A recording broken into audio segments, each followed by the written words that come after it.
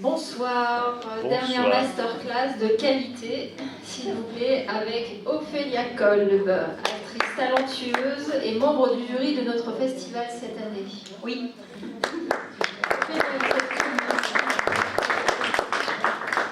Ophélia, vous êtes connue pour des rôles dans des productions telles que 10%, Panda et Les Chatouilles. Panda, et dernièrement dans Cat Size, qui sera diffusé à partir du 11 novembre sur TF1. Ça, c'est bon, hein, voilà. Ophélia, comment avez-vous vécu cette invitation à faire partie des membres du jury pour le festival de Menton, s'il vous plaît? J'étais enchantée parce que je suis venue plusieurs fois tourner dans la région et j'ai à chaque fois adoré. Et particulièrement à Menton en plus, j'ai tourné plusieurs fois à Menton, dans la ville de Menton, et je suis venue en vacances aussi à Menton plusieurs fois. Donc c'est une ville qui m'émerveille et m'enchante. Donc j'étais très contente de venir déjà à Menton. Et en plus de voir des films, pour y voir des films pendant 3 jours, c'est fabuleux, c'est super, en plus fantastique. Donc c'est fantastique. Donc on va partir dans le vif du sujet. Qu'est-ce qui vous a attiré vers le métier d'actrice, Ophélia? Raconter des histoires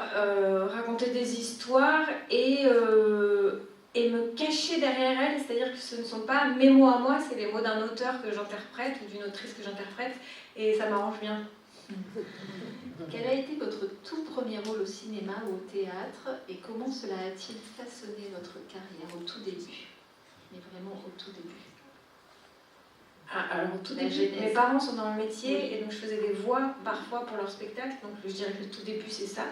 Ou alors c'est les spectacles que je faisais avec ma soeur tous les week-ends devant les copains de mes parents. mais en tant que professionnelle, alors le premier spectacle, je crois que c'était... je me souviens plus du tout premier payé pour ce que je faisais, donc vraiment...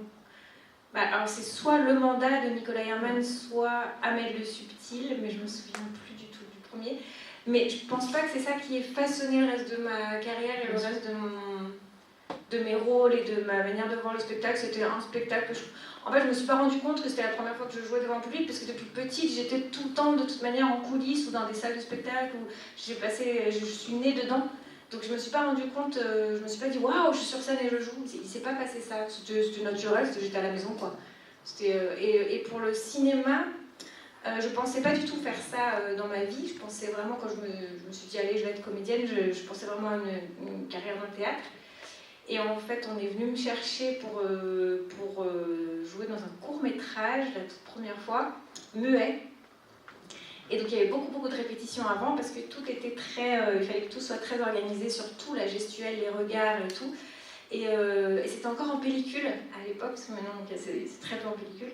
Et ça non plus, je pense pas que ça ait façonné quelque chose ou que ça a été la base de quelque chose, mais en tout cas je me suis dit ah oui, on peut jouer comme ça aussi, et puis ça m'a plu, et pourquoi pas continuer. Donc après j'ai continué aussi, donc je me suis dit ah bah il n'y a pas que le théâtre en fait, parce que moi je connaissais pas du tout le monde du cinéma par contre.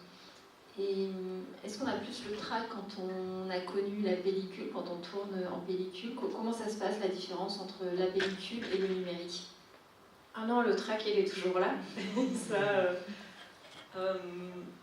Non, on sait qu'on a plus de prise avec le numérique parce qu'il n'y a pas une histoire financière derrière, en tout cas moindre par rapport à la pellicule. Mais non, le track c'est le même, hein, toujours, il est là. Et à la télé, ça tourne vite, j'imagine. Oui, à la télé, ça tourne très vite. Alors moi, au début, j'ai commencé par faire des rôles dans des téléfilms ou des séries, mais des rôles secondaires. Et j'ai fait Caméra Café, la deuxième équipe de Caméra Café, donc pas avec Bruno Solo, c'était lui qui réalisait, qui était producteur, mais il jouait pas dedans. Et donc ça c'était un exercice incroyable parce que donc on est en plan séquence face caméra et on doit toujours se parler face, même si la personne est à côté, là comme si je vous parlais à vous, mais on regarde en face. Et ça allait très vite et on avait un nombre de textes hallucinant à apprendre par jour. Et donc ça a été un exercice mais merveilleux pour la suite justement de mes expériences devant la caméra, parce que ça apprend à être efficace, à être rapide et à tout de suite comprendre le texte, comprendre ce qu'il faut jouer de manière très rapide. Ça c'était génial. Et donc dans le numérique, du coup moi je pense à 10%, à votre rôle dans 10%. Qu'est-ce qui vous a attiré dans votre personnage? J'ai passé un casting, c'est pas moi qui ai dit oh je voudrais jouer. Alors, on m'a fait passer des essais. Mais a attiré? J'imagine que la réponse, au final, c'est vous qui la donnez. Oui, bien sûr. Mais ce qui m'a attirée, je sais pas, toi, c'est le personnage, de jouer une personne si froide et si même glaciale, qui finalement va s'ouvrir un petit peu et connaître l'amour et s'adoucir. Je trouve ça très intéressant. Et même de jouer cette série, donc au début, on ne savait pas trop ce que ça allait donner, d'avoir des vedettes qui jouent leur propre rôle, plus ou moins. Parmi d'autres acteurs encore inconnus à l'époque, c'était un pari à faire que je trouvais très intéressant. Et la série Panda, oui, dans laquelle vous jouez aux côtés de Julien Doré, a attiré beaucoup d'attention. Comment ça s'est passé, votre collaboration avec Julien Doré?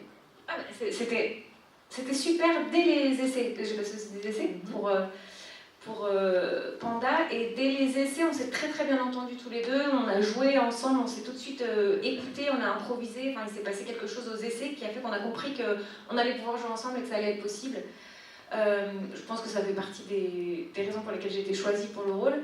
Et après sur le plateau il y a eu une entente immédiate, donc ça c'était très très agréable, et puis on est devenus très complices très vite, et puis on s'est accompagnés l'un l'autre pour être au mieux de nous-mêmes l'un et l'autre, toujours au quotidien. Ça c'était très agréable de jouer avec lui.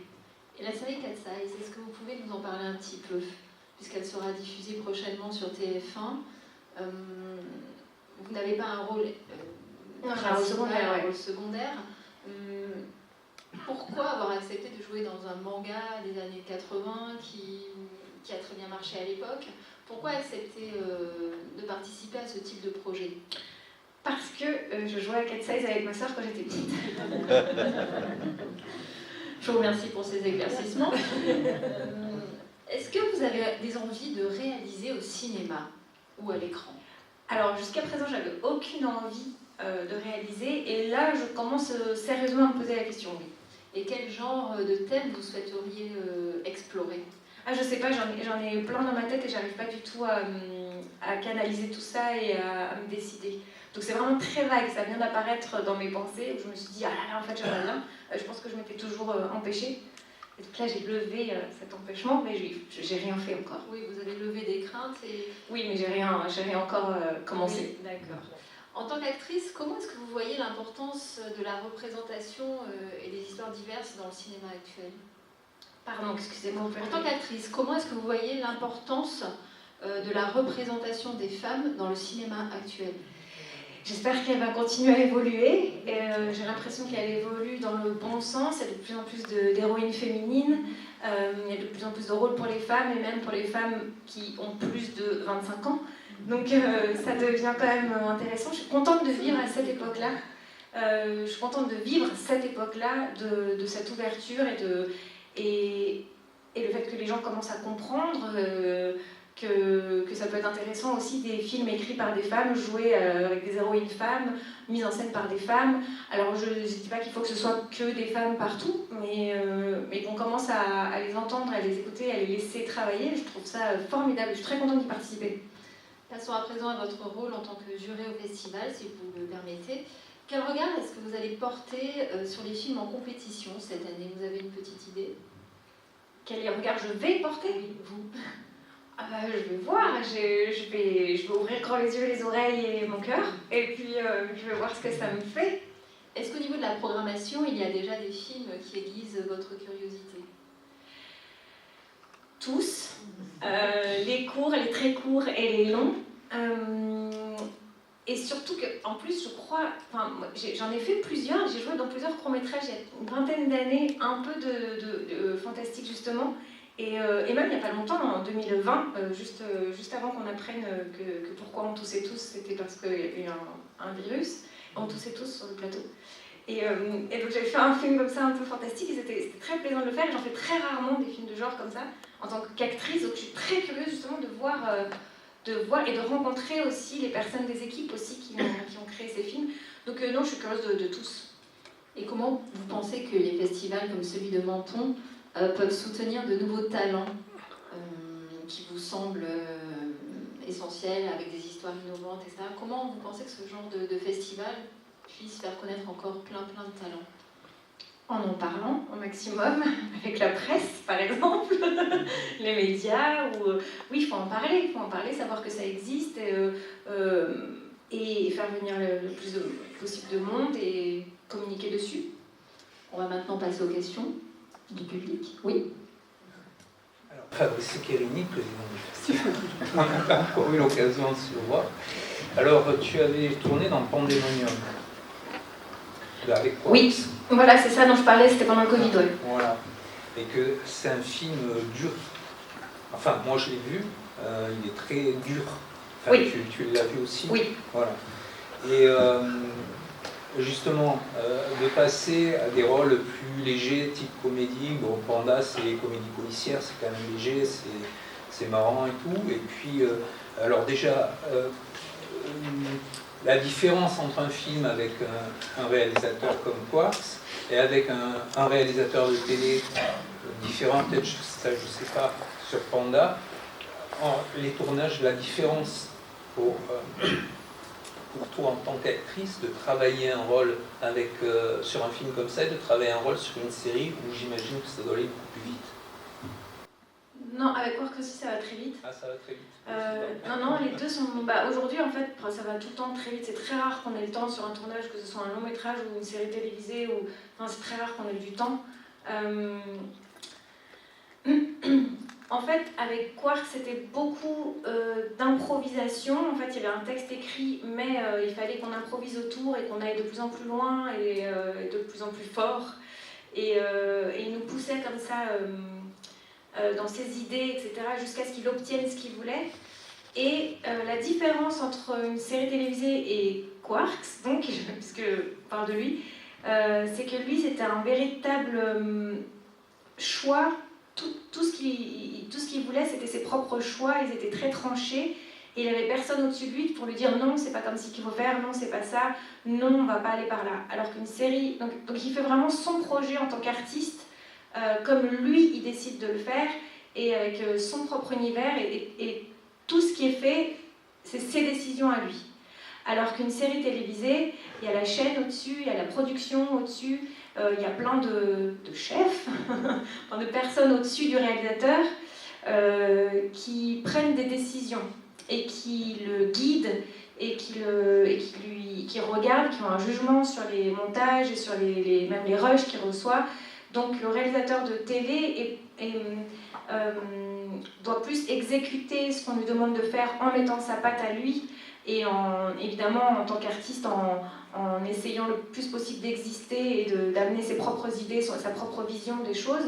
Alors que Quartz, lui, il n'y avait vraiment pas d'argent sur son film, zéro, vraiment pas d'argent. C'est lui qui a mis l'argent avec un petit peu aussi autour, mais pas autant que c'est une série télé, quoi. Donc c'était lui qui décidait de tout, en fait. Personne ne pouvait décider à sa place. Voilà. Okay. Merci. D'autres questions? Eh bien, bonne soirée.